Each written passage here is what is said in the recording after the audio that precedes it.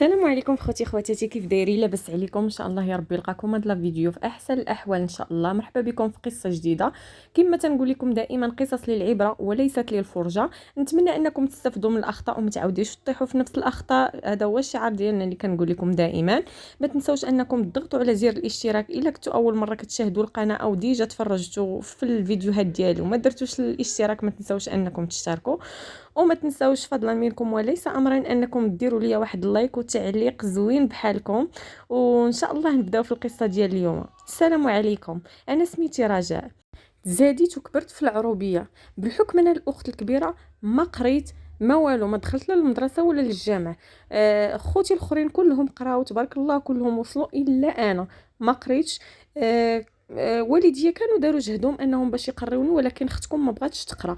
كيدخلوني للمدرسه، مشى الاب ديالي سجلني وبقيت عليه بالبكا. والاب ديالي حنين فينا، ما كيقدرش يغيرنا ولا يقول لك لا ضروري غديري ديك الحاجه بزاف، كيخلينا على خاطرنا.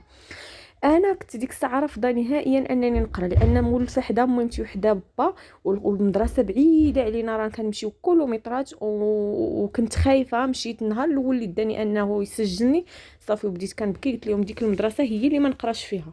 حاول انه يدخلني للجامع نقرا القران، حتى هو نفس الحاجه، ما بغيتش نمشي نقرا. خوتي الاخرين كلهم قراو، حنا خمسه الخوت. خوتي الاخرين تبارك الله قراو وسهل عليهم الله. ها اللي مشى لبرا، ها اللي بقى في المغرب، كل واحد وفين كاين، ولكن تبارك الله ما شاء الله كلهم سهل عليهم الله. الله يكمل عليهم بالخير. انا اليوم جيت نعاود لكم قصتي باش تعرفوا السحر الحلال اللي درت انني باش نعيش بخير وعلى خير وترجع لي كرامتي. المهم البنات، كما قلت لكم انا كبرت في العروبيه. كنت كنطير في الشقه. انا ما قريت ما والو، ولكن كنت كنطير في الشقه وشي حاجه سميتها النقا. واخا العروبيه كنرد الدار كتشقشق بالنقا.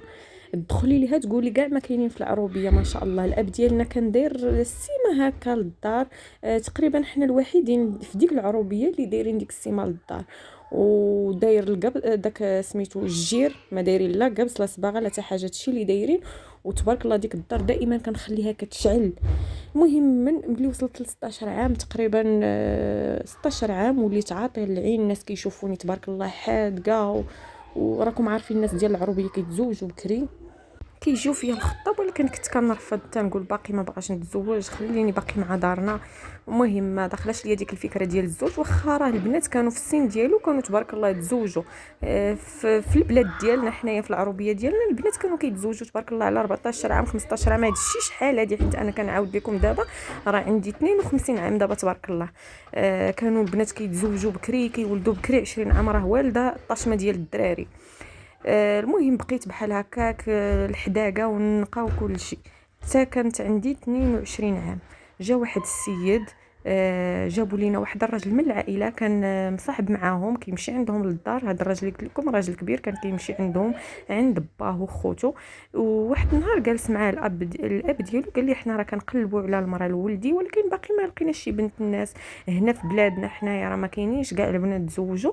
وهو كان في المدينه، كان كيخدم في المدينه.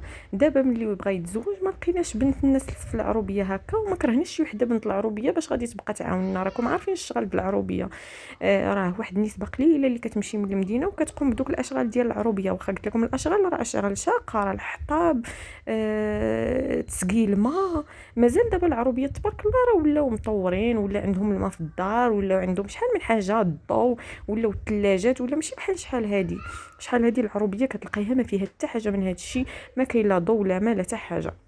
المهم جالس كيتناقش معاه الاب ديالو مع داك السيد اللي من العائله وكيمشي عندهم. قال لي راه كنقلب على بنت الناس اللي زعما غتخلي العائله مجموعه. بالحكم ان ولادو الاخرين كلهم تزوجوا ومشاو كل واحد فين داير دارو، يعني هذاك هو الصغير فيهم، هو اللي بغاوه حتى والديه يبقاو معاه يعاونهم. قال لي راه كاينه واحد السيده من العائله غادي نمشي نتشاور مع الاب ديالها الا بغات. اودي راه كيجيو فيها الخطب ولكن هي كترفض. جا هضر مع الاب ديالي قال لي انا ما عندي ما نقول لك، راك عارف بنتي كترفض، خصني نمشي نتشاور معاها ونرد عليك باش ما كان. مشى قالها الام ديالي، الاب ديالي مشى قالها الام ديالي، قال لها سيري هضري مع بنتك، حيت حنا حشومه انه يجي يهضر معاك الاب ديالك. قال لي ها هضري مع بنتك شوفي زعما واش باغا تزوج، راه جاو فيها شي ناس من البلاصه الفلانيه، راه من واحد العروبيه اخرى راه بعيده. راه حنا في في واحد العروبيه وكتمشي حتى لواحد المدينه اخرى العروبيه ديالها تما، يعني راه مسافه راه كاينه طواله. صافي قال لهم واخا. ملي هضرت معايا امي قلت لها واخا، قلت لها نشوف يجي ونهضروا معاهم ويكون خير.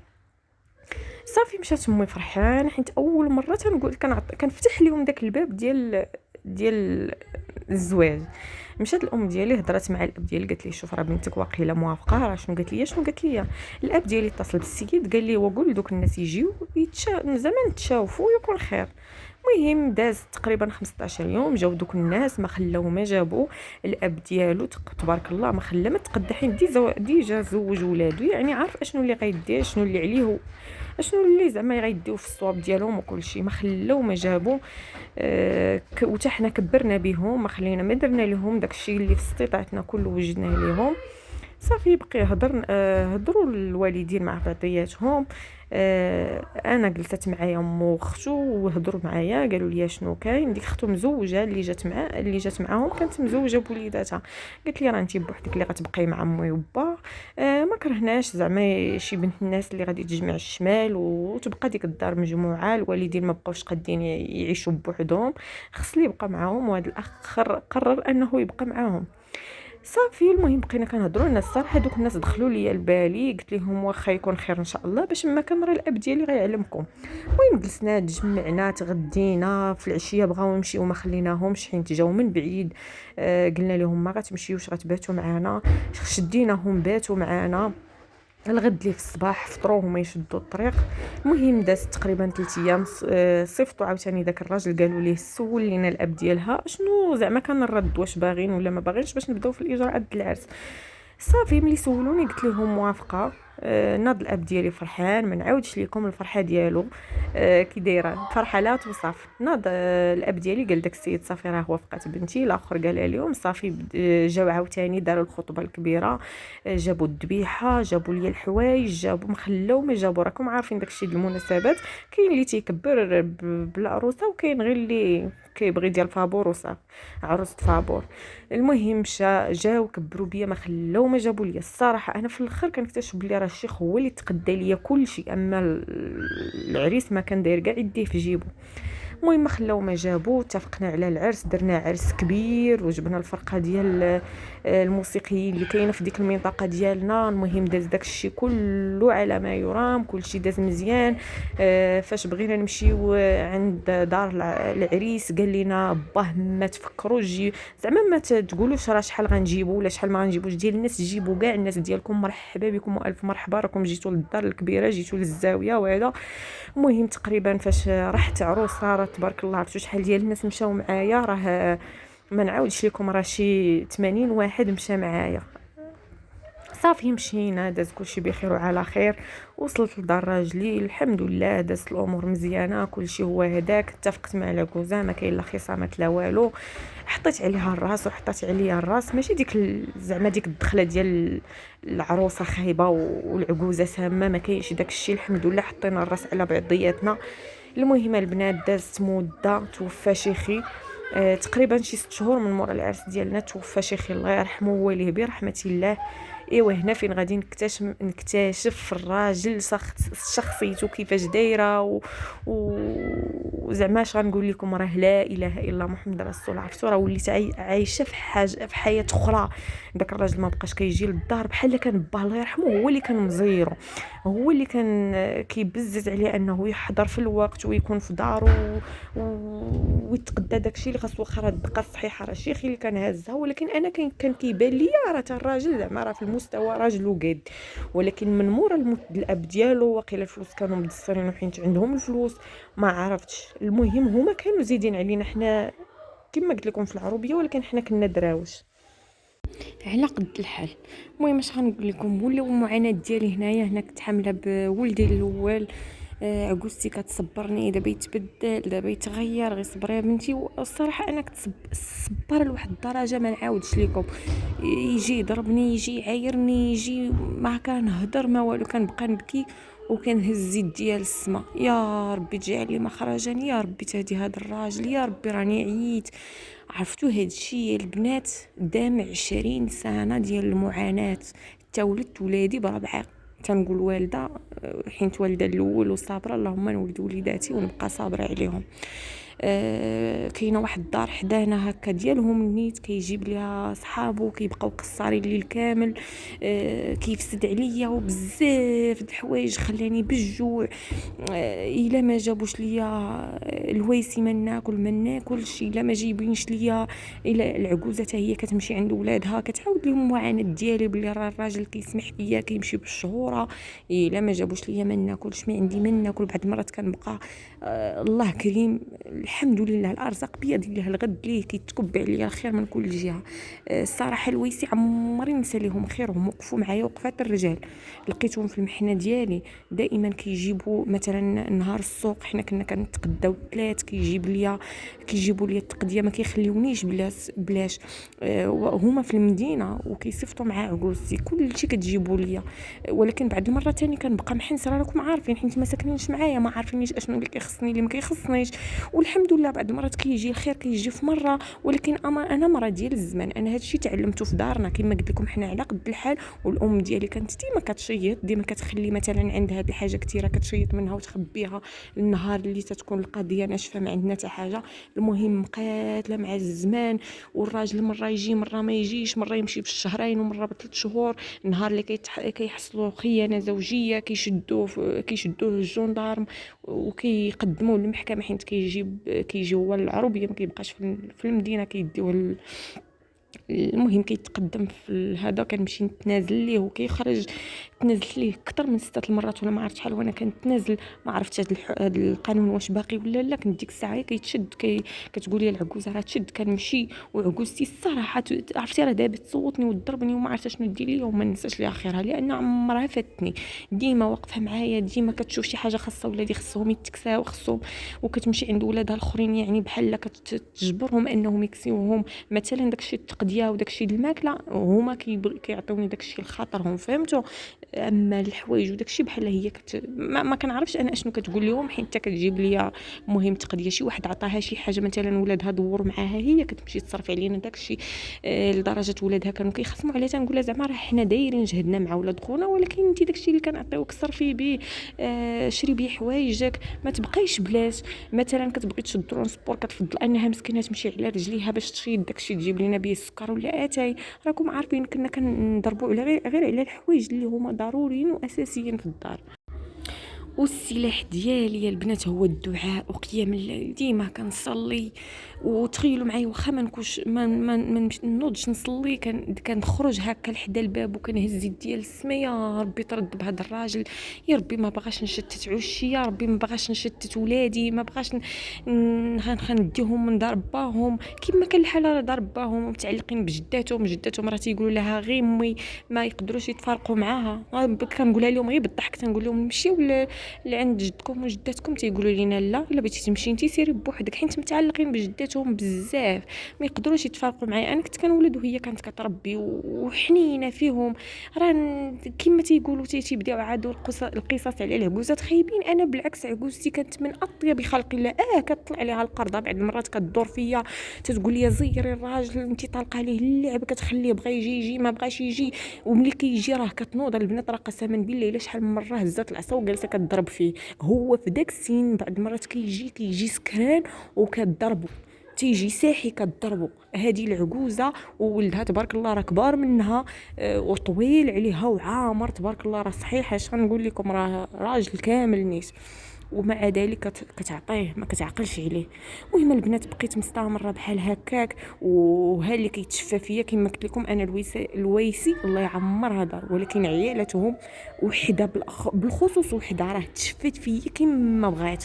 غير كنتلاقاو كتبدا تصيفط لي في الميساج في المعاني، وكون انا كون مشيت لدارنا شغنجلس نبدا نحس لي الكابا، وكون انا كون درت، وكون انا كون فعلت، وكون انا كون تركت. عرفتي البنات كنحبس دموعي غير بزز كنحبس دموعي. عمركم تشوفوا في شي واحد، عمركم تقولوا هذيك راه مدوله جالسه على ولادها، ولا راه الراجل ما خلى ما دار فيها وجالسه على قبل وليداتها، ولا راه حاكمها، ولا عمركم تحكموا على شي واحد. عمركم ما تهضروا في شي واحد خايب، لان راه السمطه كدور والبزيم كيقصح. عمركم، انا نصيحه ديالي لكم حيت غادي نكمل لكم القصه وغتعرفوا علاش انا كنقول لكم عمركم تضحكوا على شي واحد. كما قلت لكم ديك مرات لوسي ديما كانت كتشفى، ديما كانت كتهضر عليا قدامي ومن موراي. المهم دائما الهضره وصلاني. تخيلوا معايا غير كتشوفني خصها تهضر. مهم دازت ايام ودازت سنين، انا قلت لكم 20 عام ديال الزواج، وكل ليله عمري ما فقدت الامال. الناس اللي تيقول لك ربي ما استجبش لينا الدعاء، ربي عارف علاش جبتي لك بديك الحاجه، وعارف علاش عطاك الحاجه. الصبر والدعاء، الصبر والدعاء هذا هو السحر ديالي. يكذب عليك شي واحد يقول لك راه غادي تمشي عند شي شواف وغيرد لك الراجل ولا غيدير لك ولا غير داكشي كيدور عليك كيولي بمشاكل وكيولي بصداعات. عمري دقيت شي باب من غير الباب ديال الله سبحانه وتعالى. كندقوا في نصاصات الليل ما كيخيبنيش، كندقوا في الصباح، ندقوا في الليل، في اي وقت كنطلب الله عز وجل، كنطلب الله عز وجل يرد به ويهديه. عمري ما دعيت فيه شي دعوه خايبه. تخيلوا معايا حوايج كيهزهم من الدار مثلا، بحال واحد النهار كان غادي مع وحده وتقطع ليها الصباط وجاه الصباط انا من الدار عطاه ليها. بزاف د الحوايج كيهزهم المنطقه، تخرجهم من الدار. ما اش غنقول لكم، نعاود لكم التنعيه، انواع الذل وانواع الحقره تعرضت لهم مع داك السيد. المهم السلاح ديالي كما قلت لكم هو الهدايه، دائما كدعم معاه بالهدايه. الله يهديه، الله يرد به لوليداته، ووليداته ما كان كيحمل فيهم حتى شعره. تخيلوا معايا نهار اللي كيجي للدار كما قلت لكم راه كيغبر، نهار اللي كيجي للدار راه كيخص دوك الدراري ما يتسمعش حسهم، ما يهضروش. يا ويلي سمع شي واحد فيهم غايب ابسط حاجه ينوض بدا يدقدق ويضرب ويهرس، وتيلا طيبتي شي حاجه يخويها ويخرج. عرفتوا راه قلت لكم صبرنا بزاف لا انا لا وليداتي، والحمد لله بداو وليداتي تيكبروا، بداو كيخدموا واحد تابع الاخر. الحمد لله تبقات البنت الصغيره اللي في عمرها دابا 18 عام. 18 عام. وديك الساعه كانت المهم كانت باقا كتقرا، ووليداتي بداو كيخدموا، والراجل بدا كيحن، بدا كيرجع شويه بشويه. بدا ماشي نقول لكم تشرف، راه كان باقي حيت حنا تزوجنا في الصغر، ووليداتنا تبارك الله كانوا كيبانوا بحال خوتنا، ما كانوش كيبانوا راه صغر منا بزاف ولا بيناتنا شي فرق. انا بناتي تبارك الله راه تيوقفوا حدايا، راه تيبانوا بحال خواتاتي وتيبانوا طول مني. والحمد لله الولاده ديال الصغر تتكون مزيانه. كما قلت لكم الولاد بداو كيخدموا من نهار خدم الولد الاول الكبير، نهار خدم سهل عليه الله كمل قرايته، وكنت انا ديما مزيرهم على القرايه بالحكم ديك الحرقه اللي فيا ديال القرايه، انني ما قريتش وليت بغيت ولادي يقراو ويوصلوا. كنزيرهم على القرايه وربي ما خيبنيش. بحال داك الشيء اللي كان ناقصني من جهه الراجل، داك الدل وداك الشيء داك القهره وداك الشيء كامل ربي كيعوضوا ليا في وليداتي. علاش قلت لكم الصبر راه مزيان. وليداتي حتى واحد فيهم ما مبلي، حتى واحد فيهم ما خرج للطريق. البنات تبارك الله ما عييتش معاهم كاع في المراهقه، لا بنات لا ولاد. عمر التبريه ما جاتني كيديوها في قرايتهم وباغيين يوصلوا، ما عرفتش واش حيت كيشوفوا باهم هكا. المهم الهدايه من عند الله سبحانه وتعالى، ربي ما خيبنيش. صافي الراجل من نهار خدم ولده ولا صافي بحال بدا كيزير راسو، بدا كيقطع داك الشيء اللي كان كيدير، ديك البليه كامله بدا كيحيدها ولا كيرجع للطريق، بدا كيصلي. في الاول كان كيصلي غير في الدار، من بعد ما بقاش كيخرج السيد من الجامع. الحمد لله غادي وكيتحسن، وعلاقته معايا ولات مزيانه، وكيطلب مني السماحه، كيضرب دويره ويرجع ويقول لي عافاك سمحي لي انا عرفت راسي دوزت عليك، ما عرفتش واش خاطري ولا ديك البليه خرجت عليا، ما عرفتش. المهم سمحي لي. دائما كيضرب دويره ويرجع ويطلب مني السماحه، واخا انا راه مسامحاه دنيا واخره. تنقول الله يسامح من نهار الاول فاش طلبها مني هو، الا كل مره كيطلب مني السماحه، كل مره كيطلب مني السماحه. واخر مره طلب مني فيها السماحه قال لي نمشيو للعمره. مشينا انا وياه درنا العمره الحمد لله. وديك مرت لوسي اللي كانت كتضحك عليا راجلها كبر، عاد رجع لسن المراهقه، عاد ولا تكبر وكبروا ولادهم وتزوجوا، البنات اللي تزوجات والدراري اللي خدموا راه خدموا. عاد السيد قال لك باغي يتزوج وباغيها صغيره، وبدا كيخرج مع البنات، وهذه زوينه وهذه خايبه. راه اجاتو مراهقه متاخره. كانت كتضحك عليا. ربي بغى ما عرفتش بغى يعيشها نفس الاحساس اللي كنت عايشه فيه واللي كانت كتذوقني منه. داك الالم اللي كانت كتقول، داكشي اللي كانت كتقولوا لي وكنذوق داك الالم ديال انها كتبقى تعيب عليا، راه عمري ما غنساه. ولكن تنقول الله يسامح، انا دابا كتبقى فيا كتقطع ليا في قلبي.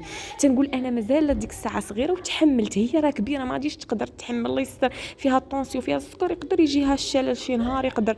راكم عارفين الان الناس اللي مرض بالامراض المزمنه راه الله الله يستر تقدر شي نهار تجي فيها شي مرضى خايبه الله يستر وتمشي فيها بحال لا طونسيون تقدر تطلع ليها وتضرب ليها نص.